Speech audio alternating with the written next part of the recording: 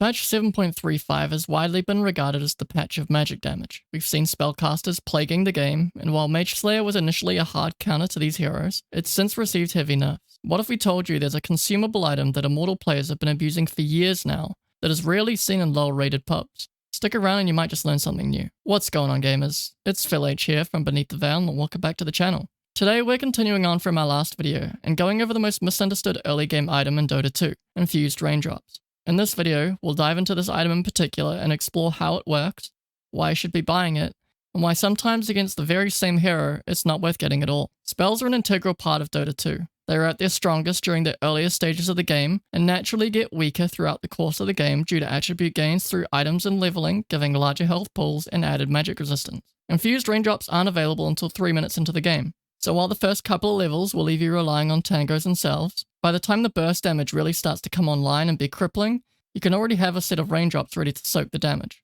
So, how exactly do infused raindrops work? When we look at the description of the item, we can see a couple of things. The first is, we get an additional 0.8 mana regen per second.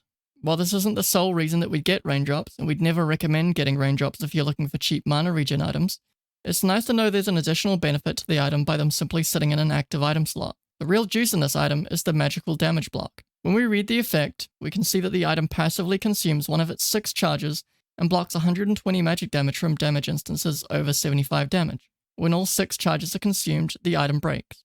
Keep in mind there is a 7-second cooldown every time the passive effect procs, so you aren't fully protected from multiple instances of magic damage chained together.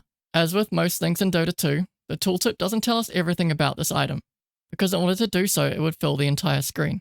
It's important to know that when calculating damage block for this item, Infused Raindrops calculates whether it will proc or not before any reductions are made and damage is dealt, at which point the remaining damage is applied to you after reductions. This is both helpful and unhelpful. The reason it's helpful is because you can look at an enemy's tooltips and see that if their spells deal more than 75 magic damage, then Raindrops will block the spell damage. It's unhelpful because it's not as good value in terms of effective HP as it would be if the protection was calculated after reductions. But for only being 225 gold, it's understandable why it works this way. The other thing to note is that the protection only works for magic damage, so if you're playing it to heroes with physical or pure damage spells, you can't look to infuse raindrops to mitigate that damage. So, when should we be buying it? If it's a good infused raindrops game, you should be looking to get one in your inventory as soon as they're available from the store at the 3-minute mark. If the heroes you're laning into don't have their most impactful magical burst spell leveled too deeply, you can consider backpacking the raindrops for a minute or two until the spell that's the most oppressive starts to come online and be leveled up.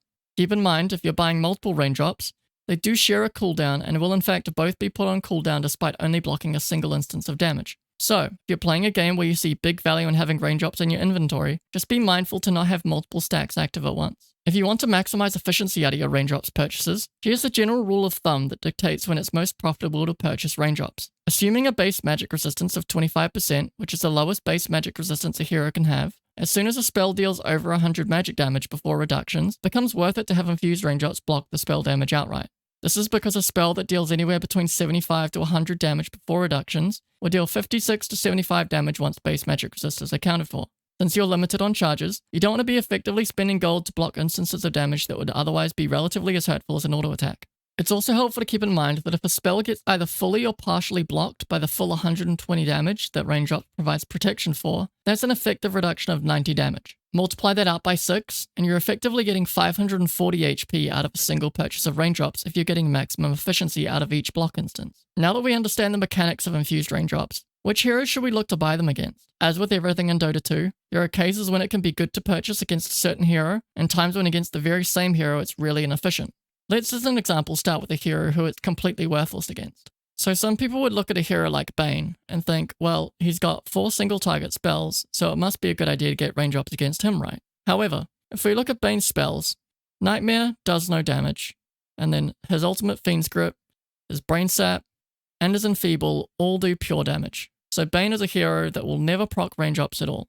This can be a good thing or a bad thing depending on who he's laning with, but it's important to keep in mind that a hero like Bane will not block raindrops at all. I've compiled a group of heroes who raindrops can be contextually really strong against, can be always a strong pickup, or it can be strong in certain situations. Let's start down the bottom here. Off on his own, we have Silencer. I, for a long time, had been getting super frustrated with Silencers who stood in lane and did nothing except just spammed me with 2 spells. It's very common for a silencer to want to arcane curse you and then cast Last Word, right? And Last Word is really where a lot of that damage would be coming out. As you can see here, Last Word at level 1 deals 120 magic damage, and it just gets stronger from there. As long as Last Word is the thing that's proccing raindrops, you're getting maximum efficiency straight away. The reason that Silencer is in its own category, where it's great in a dual lane but terrible 1v1 to get raindrops, is for a very simple reason. If we look at Arcane Curse here, it's a little bit confusing on the numbers. However, we can see that depending on the level, it will do 16, 24, 32, 40 damage per tick over a duration of 6 seconds. But it's the initial damage here that's really important. The thing to look at is that by the time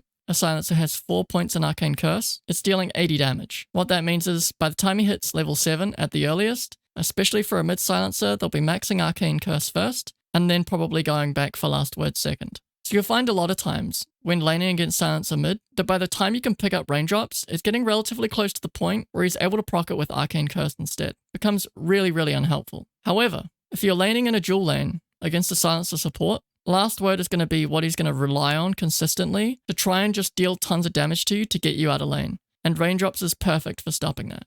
And the most important thing when playing against a Silencer support is that the second that he steps out of position, you want to have that raindrops proc and then go and kill him.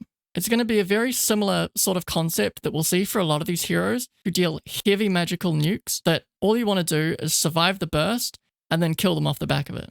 You'll see down here that we also have carryover between heroes where it's strong if you're not laning into them, but if you're laning into them, they'll quickly consume the charges in lane. First of all, let's look at the one outlier here in Disruptor. If we look at Disruptor, the reason that a good Disruptor will punish you for buying raindrops is that they understand the effect of their Thunderstrike. If we look at the spell, we see that it's got a strike interval of 2 seconds with 4 strikes in total. What that means is that there's going to be 4 strikes over the span of 8 seconds. This is important to note because Raindrops has a cooldown of 7 seconds. What this means is that by the time a Disruptor has 3 points in Thunderstrike, which can be achieved by level 5, he will simply cast a single Thunderstrike on you. It will proc an initial charge of Raindrops, then 2 seconds later another will go off and go through. 6 seconds later, another one will go off and go through. Your raindrops will come off cooldown, and then the last proc will happen, and you can another charge of your raindrops. On a 12-second cooldown, that means that within a minute, Disruptor can relatively easily burn through an entire stack of raindrops just on his own. If we look at the other 3 heroes in this group, we can see a similar thing. These are all mid heroes. Thankfully, Tinker's not in the meta at current. However, it's important to note that Laser is pure damage, and Heat-Seeking Missile is magical damage. The reason it's not so strong to have raindrops against Tinker in lane is that he's just going to stand at range, drop Heat-Seeking Missile on you, and carry on. You'll refresh it, you'll burn it again, you'll refresh, go back to base, come back out, and just burn through your raindrops charges really rapidly. The reason it's really strong for a hero who's not playing in the lane against Tinker is that anytime he tries to rotate, he'll want to be spamming you with heat-seeking missiles to try and get some damage off with the rest of his team while a fight's breaking out. And sometimes even just soaking one of those nukes of 200, 280 damage, 360 damage, taking 120 off of that is going to be massive for nullifying his effect on his first couple of rotations. Similarly, if we look at a hero like Zeus, the reason you wouldn't normally want to pick up raindrops against a hero like Zeus is that it's very easy for him to burn through it using Arc Lightning. It's a 1.6 second cooldown, so you can very easily spam it, wait 5 seconds for your raindrops to come off cooldown again, and then spam it again. Or he can use Lightning Bolt to proc it as well. He can also, by the time he gets 3 points in Heavenly Jump, he can proc raindrops off of that spell as well. Although normally, by the time he's got enough points in Heavenly Jump to be able to proc it from that spell, you're not going to have it anyway. You're going to have something like a Cloak to try and deal with him. There are instances, for example, I was playing a game of Puck mid against a Zeus, and I got raindrops because I have the opportunity as Puck to avoid the Arc Lightning by just simply phase shifting, which meant that I had better use out of my spell. If you tried to drop something like a Thunder God's Wrath, it meant that I was able to soak that using the raindrops because I was able to avoid him proccing it the other ways. The reason it's so strong to pick up when Zeus is in the game but not in your lane is just for that exact reason. Thunder God's Wrath is an incredibly strong nuke, not the strongest in the game, but still incredibly strong, that a lot of heroes will rely on early game to set up kills where they'd be pushing into areas that they wouldn't otherwise go. A great example is an offlaner trying to set up a kill on a position 5 underneath their own tier 1 tower. They might see that Zeus has his ult available and dive under the preconceived notion that Zeus will provide enough damage that they can get in there, secure the kill, and then get out without dying. If they start diving you, Zeus pops the ult, and suddenly it does half the damage that it should be doing, the offlaner is going to be very out of position, underneath a tower, and able to be set up on to at least turn a kill, if not save you outright and then be the only one dying. It's incredibly, incredibly strong. I would always advise that the outer lanes against a mid Zeus pick up a Raindrops, and even against something like a position 4 Zeus, it's still really strong to deal with him trying to nuke people in the very early game. With a hero like Queen of Pain, it's very much the same sort of thing. Good Queen of Pain players, and especially at the moment with it being meta, will want to max out Shadow Strike first. This is a problem for people laning into Queen of Pain. As we can see here, the initial damage is at 90 damage by the time Queen of Pain puts 3 points into it, so at the earliest level 5. We also see once she hits level 7 and puts potentially a 4th point into Shadow Strike, damage per ticks are hitting 80 damage, which is just over that threshold of 75. As we can see here, it's a 15-second duration, and it procs every 3 seconds.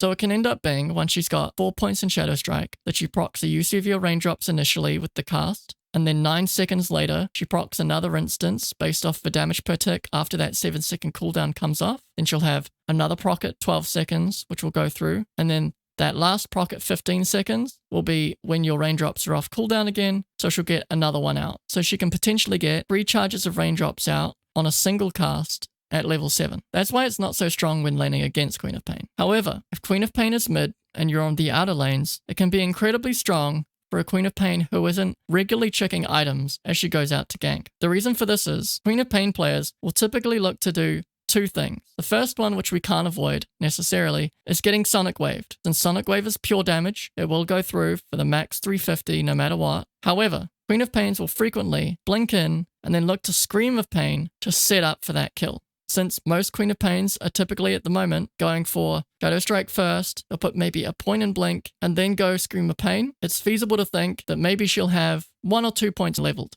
You're pretty much guaranteed to get efficiency out of the Scream of Pain. The most important thing is, if she blinks in expecting to do damage and does nothing before she drops the nuke, she's only put a single point and blink, and she's underneath your tower for 12 seconds. It can often be exactly what you need to counteract a lot of the pressure that she looks to exert and gain tempo in the early game. For the sake of this video's length, we won't go through every single hero here. There's a couple of important ones to consider at the moment. A hero like Arc Warden primarily relies on Spark Wraith in the early game to do a lot of the heavy lifting for him. He wants to use it to nuke heroes, to get them low, and then eventually kill them. Getting Raindrops against Arc Warden can significantly alleviate the amount of pressure that he's able to apply with Spark Wraith, and gives you the capacity to dive him and eventually kill him.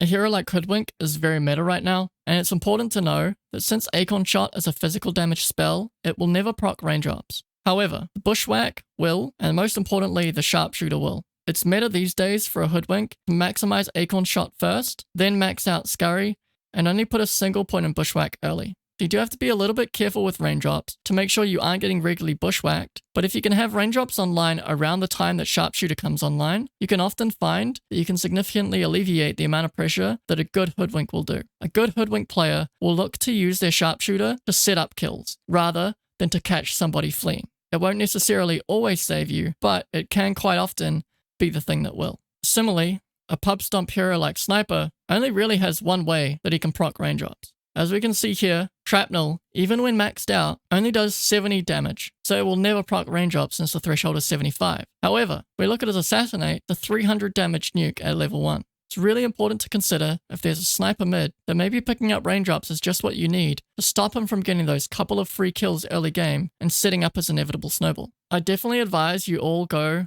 and have a look at all of these heroes, especially if there's any here that you constantly struggle against, and consider whether Raindrops is going to be a contextually strong item that game. Heroes like Witch Doctor will use Maledict all the time, which is Magical Burst. That can mean that picking up Raindrops is really effective for absorbing some of that damage and ultimately mitigating the amount of potential damage that he can deal to you. Other heroes like Visage that you might not play against too often deal a lot of magic damage early on, and sometimes picking up Raindrops can be just what you need to try and swing that fight back in the laning phase and suddenly stop a lot of that momentum that those heroes would get. Have a read through, think about the numbers, and consider whether Raindrops just might save you in your next game. As always, if you have any questions, feel free to leave them in the comments below and one of the team will get back to you. Thank you for watching. If you found this information helpful, please give us a thumbs up and consider subscribing to the channel if you haven't already. Good luck and happy gaming.